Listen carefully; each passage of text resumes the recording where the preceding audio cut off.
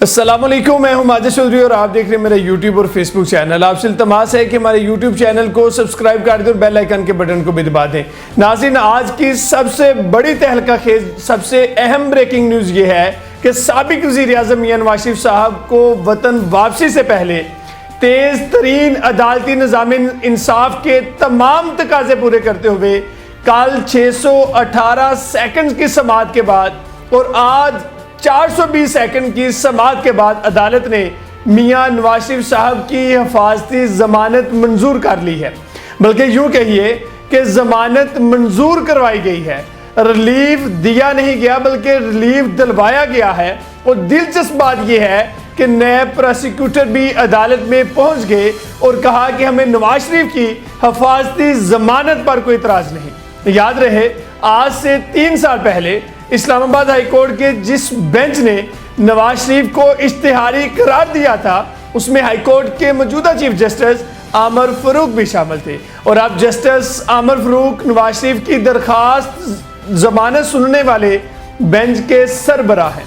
लेकिन 30 सितंबर 2020 को Islamabad high court के जस्टिस मोहसिन अख्तर कियानी ने नवाज शरीफ की अल अजीजिया रेफरेंस और एमन फील्ड रेफरेंस में समाअत के मौके पर अपने रिमार्क्स में कहा था कि मुल्ज़िम को पता है कि वो सारे निज़ाम को शिकस्त देकर गया है, अवाम और हुकूमत को धोखा देकर लंदन में रवाना हुआ। फाजल जज ने कहा था कि नवाज शरीफ का लंदन जाना पूरे निज़ाम की तज़हीक है और मुजरम का रवैया इंतहाई शर्मनाक है और उनको 24 अक्टूबर तक गिरफ्तार ना किया जाए।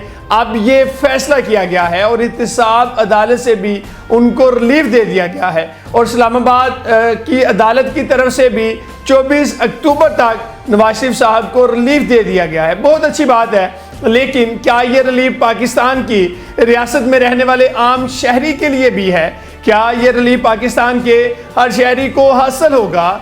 ये रिलीफ पाकिस्तान के हर छोटे बड़े चोर के लिए होगा जिसने गुर्बत के बायस अपने बच्चों को पेट को पालने के लिए, अपने बच्चों के पेट को भरने के लिए या उनके बदन को ढांपने के लिए छोटी मोटी चोरी की होगी, जो सालों से जेल की काल कोठरी में चक्की पीस रहा है? क्या ये रिलीफ पाकिस्तान के हर उस असगर अकबर को हासिल होगा जिससे बैंक डिफॉल्ट होने की वजह से या किसी डेरे के कर्जे की वजह से जेल में बंद है? क्या ये रिलीफ पाकिस्तान के उस आम शहरी के लिए भी है जो किसी वडेरे की अनाज की जद बना हुआ है और इस बात की को यकीनी बनाया जा रहा है कि किसी सूरत इसकी जमानत नहीं होनी चाहिए? अगर तो ऐसा है तो फिर अदालती निज़ाम को दाद देनी चाहिए इस मुनसफाना निज़ाम पर कि अगर ऐसा नहीं है तो फिर मान लीजिए हमारा अदालती निज़ाम वसीदा हो चुका है। एक सजा याफ्ता शख्स की जमानत मंजूर की जा रही है।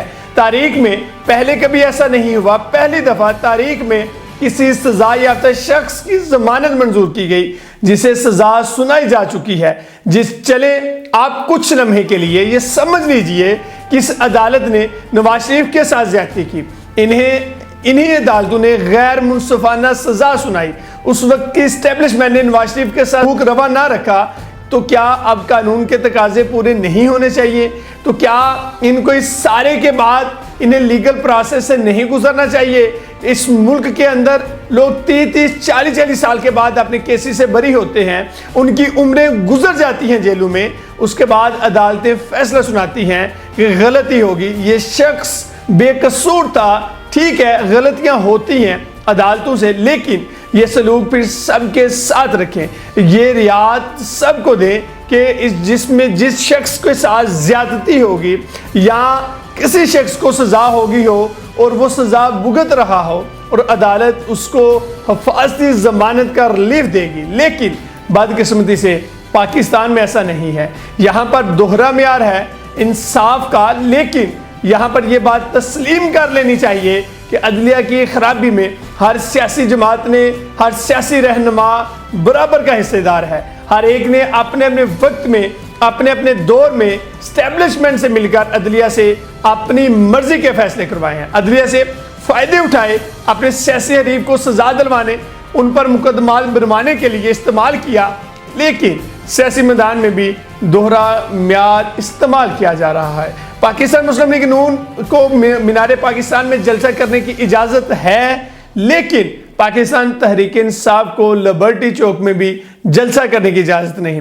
3 हफ्ते पहले फलस्तीन के साथ इजहार यकजहती के लिए तहरीक इंसाफ के तकरीबन 2 दर्जन लोग नेशनल प्रेस क्लब के सामने इकट्ठे हुए तो पुलिस ने उनको भी गिरफ्तार कर लिया। नाज़रीन, इस वक्त जो हालात हैं, ये तहरीक इंसाफ के किसी भी रहनुमा को अगर जमानत मिलती है तो जेल के बाहर से उन्हें 3MPO के तहत दोबारा गिरफ्तार कर लिया जाता है। जब तक इन अदालतों को ताकत के बलबूते पर चलाया जाएगा तब तक इसी तरह से इंसाफ का जनाजा निकलता रहेगा। अब तक के लिए इतना ही। अपने मेज़बान माजिद चौधरी को दीजिए इजाज़त। मिलते हैं अगले व्लॉग में। अल्लाह हाफिज़।